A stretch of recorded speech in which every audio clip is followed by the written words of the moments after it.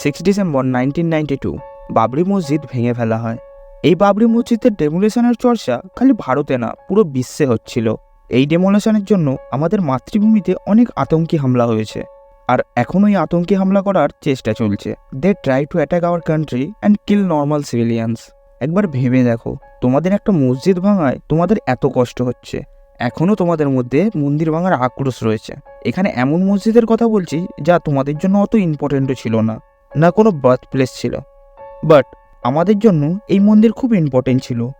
শুধু এটা না, আরও অনেক মন্দির ছিল যা আমাদের কাছে খুবই গুরুত্বপূর্ণ ছিল, বাট সেই মন্দিরগুলো ভাঙা হলো। তাও আমরা এত বছর চুপ ছিলাম। রিজন কি জানো? কারণ আমরা সংবিধান ফলো করি। আমরা চাই না আমাদের দেশে ইনস্টেবিলিটি আসুক, কোনো রিলিজিয়ান কনসিকুয়েন্স হোক।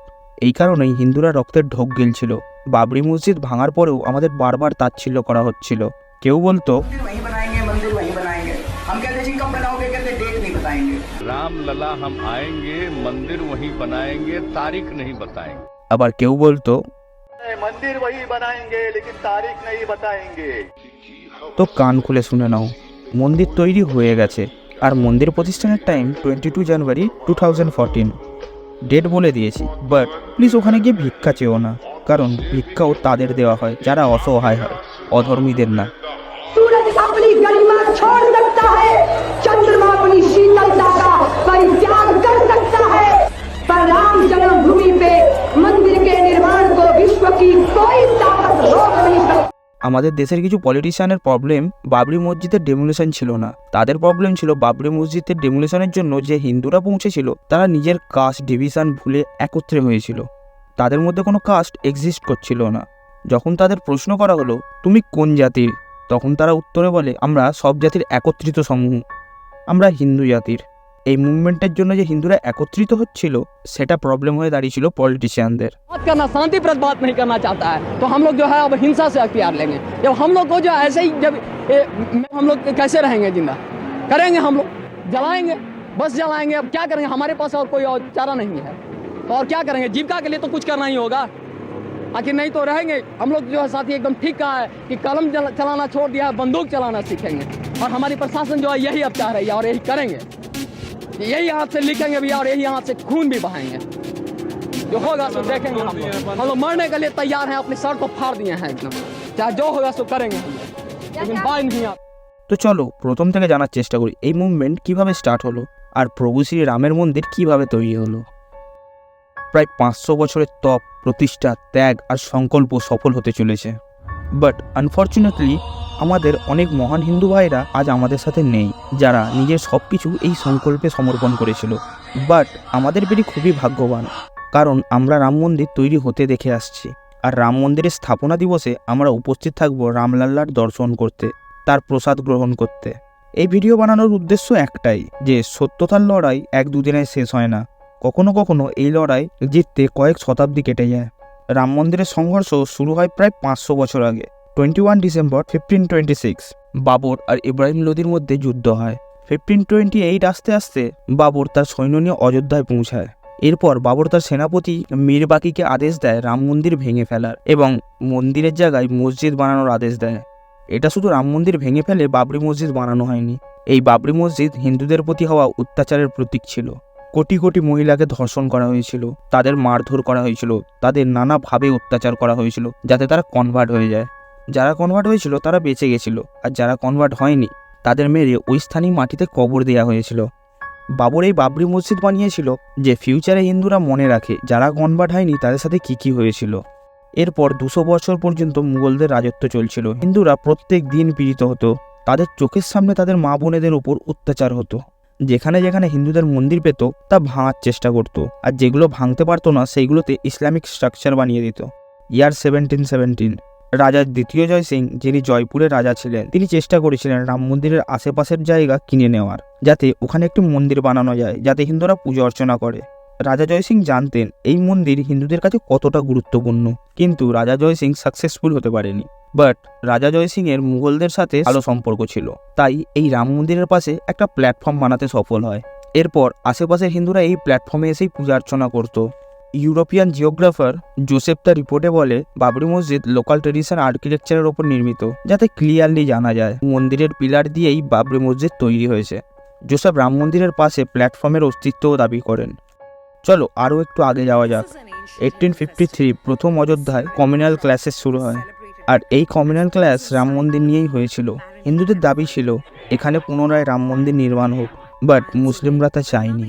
মন্দির ভেঙে মসজিদ তৈরি হয়েছে 200 বছর হয়ে গেল। হিন্দুরা ভোলেনি কিভাবে আমাদের রাম মন্দির ভেঙে তার উপরে মসজিদ বানানো হয়েছে। এরপর ব্রিটিশদের কাছে হিন্দুরা দাবি রাখে রাম মন্দির ভেঙে বাবরি মসজিদের নির্মাণ হয়েছে, মসজিদ ভেঙে পুনরায় রাম মন্দির তৈরি করতে, যাতে হিন্দুরা এখানে পূজা অর্চনা করতে পারে। এখানে একটা বড় টার্নিং পয়েন্ট আছে। অনেকে মনে করে হিন্দু আর শিখরা আলাদা আলাদা। তাদের জন্য বলে দিই, আমাদের রাম মন্দির নির্মাণে যারা নিশান শিখ ছিল তাদের একটা বড় রোল ছিল। সাল 1858 এই নিশান শিখ ফকির তার 25 জন সৈন্য দ্বারা বাবরি মসজিদকে কবজা করে নেয়। শিখ ভাইরা এরপর ওখানে পূজা অর্চনা করে, তারপর কয়লা দিয়ে মন্দিরের দেয়ালে বড় বড় অক্ষরে জয় শ্রীরাম লিখে দেয়। নিহাং শিখদের এই কন্ট্রিবিউশনের প্রমাণ কনস্টেবল শীতল দুবের রিপোর্টে পাওয়া যায়। এরপর মিডিলে পাঁচিল দেওয়া হয়, একদিকে হিন্দু ভাইরা পূজা অর্চনা করত আর একদিকে মুসলিমরা নামাজ পড়ত। সাল 1888 এই মন্দিরের লড়াই কোর্টে পৌঁছায়। নির্মোহী আখাড়ার পুরোহিতরা কোর্টে বলে মন্দিরের ওপরে প্ল্যাটফর্ম বানানো হয়েছে, তা ফিক্স করা দরকার। মসজিদ ভেঙে রাম মন্দির পুনর্নির্মাণ করা আবশ্যক, যাতে আমরা ভালোভাবে পূজা অর্চনা করতে পারি। বাট কোর্ট থেকে রায় দেয় এটা পসিবল না, কারণ এতে স্টেটের রুলের বহিষ্কার করা হবে। এরপর আমাদের দেশ স্বাধীন হয়ে যায়, আর স্বাধীন হওয়ার পর রাম মন্দিরের আন্দোলন বড় মাত্রায় হতে থাকে। 22 ডিসেম্বর 1949 মসজিদের নিচ থেকে খোদাই করে কিছু হিন্দু মূর্তি পাওয়া যায়। মূর্তি পাওয়ার পর হিন্দু মহাসভার সদস্য গোপাল সিং বসারত 16 জানুয়ারি 1950 সিভিল কোর্টে আর্জি দেয়। এরপর আবার একটা আর্জি দেওয়া হয়, তাতে লেখা হয়েছিল আমরা মন্দিরে পূজা অর্চনা করব, যেন কোনো মুসলিম আমাদের বাধা না দেয়, তার আশ্বাসন দিতে হবে। এরপর মুসলিম কমিউনিটি থেকেও কোর্টে আর্জি যায়। তারা বলে এখান থেকে হিন্দু দেবতাদের মূর্তিগুলো সরিয়ে ফেলতে হবে, কারণ এটা আমাদের কমিউনিটির মসজিদ। এই কোর্টের লড়াই খুব লম্বা চলে। মূর্তি পাওয়ার পর ওই স্থানে ঘণ্টার ধ্বনি শোনা যেত, হিন্দুদের পূজা অর্চনার শব্দ শোনা যেত। এরপর ধীরে ধীরে এই স্থানে ভিড় জমা হতে থাকে। পরিস্থিতি এত গরম হয়ে যায় যে এই খবর তখনকার প্রাইম মিনিস্টার জওহরলাল নেহরুর কাছে পৌঁছায়। তখন নেহেরু ডিস্ট্রিক্ট ম্যাজিস্ট্রেট কে নায়ারকে আদেশ দেয় এই স্থান থেকে হিন্দুদের মূর্তিগুলো সরিয়ে দেওয়ার, যাতে পরিস্থিতি ঠান্ডা হয়। কে নায়ার তখন ওই স্থানে উপস্থিত ছিল।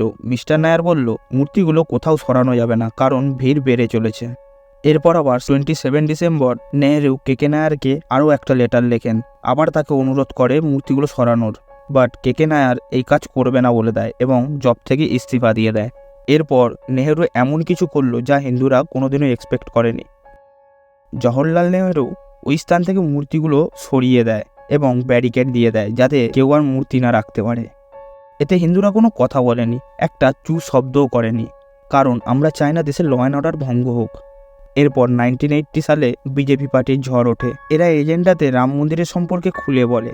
এটা সেই সময় ছিল যখন রাম মন্দির নিয়ে সবার ধারণা পাল্টাচ্ছিল। হিন্দু পরিষদের বিজেপি যতটা সম্ভব রাম মন্দিরের ওপর কন্ট্রিবিউট করছিল। বাট 1984 ইন্দিরা গান্ধীর হত্যা হয়ে যায়, আর এই কার্যক্রম পুনরায় পিছিয়ে যায়। এর 2 বছর পর 1986 রাম মন্দিরের আন্দোলনের দিশাই পাল্টে যায়। 1990 এর সময় লালকৃষ্ণ আডবাণী ঘোষণা করেন তিনি রথযাত্রা শুরু করবেন সোমনাথ থেকে অযোধ্যা পর্যন্ত। কিন্তু এই রথযাত্রা যখন বিহারে পৌঁছায়, বিহারের সমস্তিপুরের লালু প্রসাদ যাদবের সরকার লালকৃষ্ণ আডবাণীকে গ্রেফতার করে নেয়। এই ফুটেজে স্পষ্ট দেখতে পাবে, যখন লালকৃষ্ণ আডবাণীকে গ্রেফতার করা হচ্ছিল তখন তার পাশে নরেন্দ্র মোদী জয় শ্রীরামের নারা দিচ্ছিলেন। এরপর যখন এই করসেবকরা উত্তরপ্রদেশে পৌঁছায়, তখন মুলায়ম সিং যাদবের সরকার করসেবকদের ওপরে ফায়ারিং শুরু করে দেয়। এই ফায়ারিংয়ে অনেক করসেবকের মৃত্যু হয়। এই ঘটনার 1 বছর পরেই উত্তরপ্রদেশে বিজেপির সরকার ফুল ফর্মে আসে। কল্যাণ সিং উত্তরপ্রদেশের চিফ মিনিস্টার পদে নিয়োগ হয়। এরপর সেন্ট্রাল থেকে কল্যাণ সিংকে বলে আপনি আমাদের কথা দিন বাবরি মসজিদে কোনো ক্ষতি হবে না, আর কেউ ক্ষতি করলে আপনি আটকাবেন। কল্যাণ সিং কথা দেয় এটাই হবে। বাট বাবরি মসজিদ ভেঙে দেওয়া হয়। অনেক করসেবক তাদের জীবন দান দেয়। বাবরি মসজিদ ডেমোলিশনের পর কল্যাণ সিং তার ইস্তফা দিয়ে দেয়। বাবরি মসজিদের ডেমোলিশনের পর আমাদের কান্ট্রিতে নানা জায়গায় কমিউনাল ক্লাস দেখা যায়, আর অনেক সিভিলিয়ানের মৃত্যু হয়। এরপর সেন্ট্রালে বিজেপি এসে যায়। বিজেপি আসার পরে আমাদের দেশের নানা জায়গায় রাম মন্দির নিয়ে যত কেস চলছিল সমস্ত কেস ফাইল একত্রিত করে। এরপর আর্কিওলজিক্যাল সার্ভে অফ ইন্ডিয়াকে বলা হয় এই সমস্ত জায়গার পরীক্ষণ করে একটা রিপোর্ট সাবমিট করতে। আর্কিওলজিক্যাল সার্ভে অফ ইন্ডিয়ার রিপোর্ট থেকে প্রমাণিত হয় এই স্থানে আগে রাম মন্দির ছিল। এই প্রমাণ পাওয়ার পরেই আমাদের দেশে অনেক টেরর অ্যাটাক হয়। 2005-এ লস্করে তাইয়্যাবার আতঙ্কিরা রাম জন্মভূমির কমপ্লেক্সে অ্যাটাক করে। এরপর 2019-এ সুপ্রিম কোর্ট আদেশ দেয় এই স্থানে রাম মন্দিরের পুনর্নির্মাণ হবে। এর পরের স্টোরি তো তোমরা জানোই, কিভাবে রাম মন্দিরের জন্য ডোনেশন জমা হয়। অনেক পলিটিশিয়ানরা চেষ্টা করছিল এই মন্দিরের নির্মাণ আটকানোর, বাট সফল হতে পারেনি। আর এখন রাম মন্দির তৈরি হয়ে গেছে, ওই সব অধর্মীদের ইনভিটেশন দেওয়া হয়নি। এখন তারা বলছে আমরা রাম মন্দিরে কেন যাব, এটা তো আমাদের রাম মন্দির না। বাট সেই সময় চলে গেছে, এখন এই ভ্রষ্ট পলিটিশিয়ানদের কেউ পাত্তাই দেয় না। সো অধর্মী মন্দিরে এসে মন্দিরটাকে নোংরা করার কোনো দরকার নেই। আমাদের প্রভু শ্রীরাম 22শে জানুয়ারি 2024-এ অযোধ্যায় আসছেন। তোমাদের সবাইকে অনেক অনেক ধন্যবাদ যে তোমরা রাম মন্দিরের জন্য এত কন্ট্রিবিউট করেছো। রাম মন্দিরের প্রসাদ গ্রহণ করতে কমেন্ট করো, আমি লিঙ্ক দিয়ে দেবো। আবারও দেখা হবে নেক্সট ভিডিওতে। যদি ভিডিও ভালো লেগে থাকে লাইক অ্যান্ড কমেন্ট করতে ভুলবে না। See you in the next one. জয় সিয়া রাম।